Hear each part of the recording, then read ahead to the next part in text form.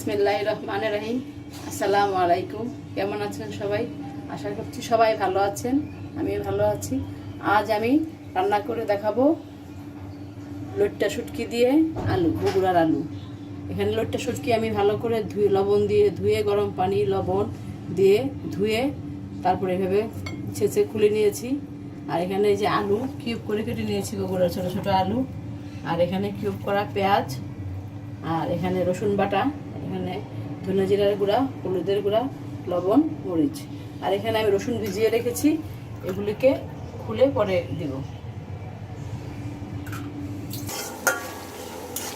এই তো আমি কড়াই গরম করে, তেল গরম করে কিউব করা পেঁয়াজ দিয়ে গিয়েছিলাম। পেঁয়াজটা একটু হালকা একটু ভাজা হয়ে আসছে। এখন আমি দিয়ে দেবো শুটকিটাকে আমি পেঁয়াজের সাথে ভালোভাবে ভাজবো। তাহলে যে শুটকির একটা গন্ধ থাকে, সেই গন্ধটা থাকবে না। এই জন্য আমি এটাকে এর সাথে পেঁয়াজ আর শুটকি আগে ভালো করে ভেজে নেব।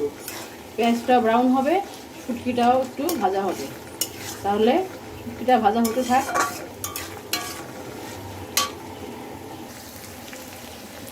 এই তো আমার পেঁয়াজ এবং শুটকিটা লাল লাল হয়ে আসছে, ভাজা ভাজা হয়ে আসছে। এখন আমি আগে থেকে রেডি করে রাখা মশলাগুলো দিয়ে দেবো। রসুন বাটা, আমি এখানে 2 টেবিল চামচ রসুন বাটা নিয়েছি। ঝাল আপনারা আপনাদের পছন্দ মতো দিবেন। এখানে মরিচের গুঁড়া, লবণ, হলুদ, সামান্য ধনে জিরার গুঁড়া, খুবই সামান্য ধনে জিরার গুঁড়া। আমি এগুলোকে ভালো করে মশলাটাকে ভালো করে মিক্স করবো, করে আর একটু ভাজা ভাজা করবো।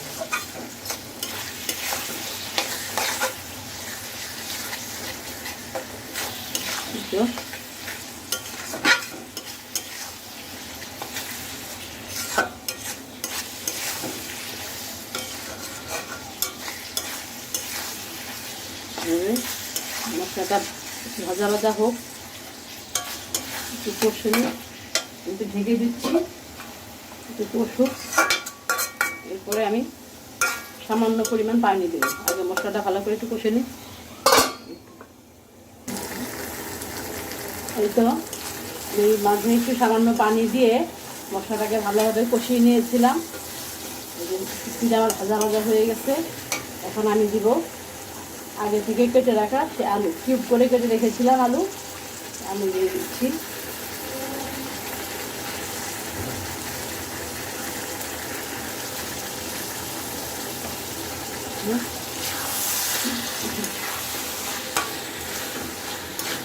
আলুটা দিয়ে আবার ভালো করে মিক্সড করে ঢাকনা দিয়ে দিব। আলুটা সিদ্ধ হতে থাক। মাঝে আমি একটু সামান্য ঝোল দিয়ে দিব।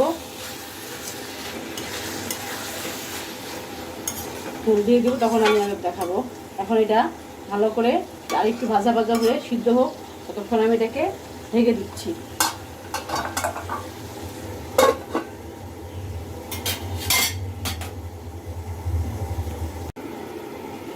এই তো কিছুক্ষণ পর আমি আবার ফিরে আসলাম। এখন আমি দেখাচ্ছি, দেখুন আমার শুটকির পানি, আমি মাঝে সামান্য একটু পানি দিয়ে গিয়েছিলাম আলুটা সিদ্ধ হওয়ার জন্য। এখন এই যে আলুটা সিদ্ধ হয়ে আসছে।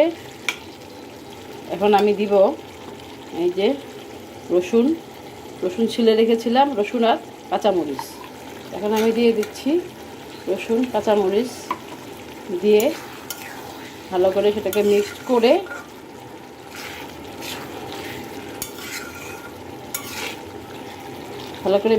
ঢেকে রেখে যাব।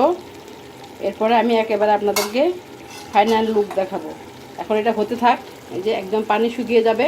পানি শুকিয়ে যখন তেল উপরে ভেসে আসবে, তখন আমার শুটকি রান্না হয়ে যাবে। এখন আরেকটু শুকিয়ে নোক, পরে আমি আবার আসছি।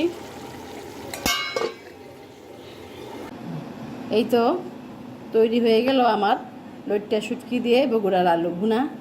সবাই বাসায় ট্রাই করবেন, আশা করছি ভালো লাগবে। ভাত বেশি করে খেলে আমার দোষ নাই। যে কখনো শুটকি খায় না, সেও এটা খেতে পছন্দ করবে। দেখেন কত সুন্দর। আর ভালো লাগলে আমার পাশে থাকবেন, আমাকে সাপোর্ট করবেন। আমাকে লাইক, শেয়ার এবং ফলো দিবেন। আজকের মতো এখানে শেষ করছি। আল্লাহ হাফেজ।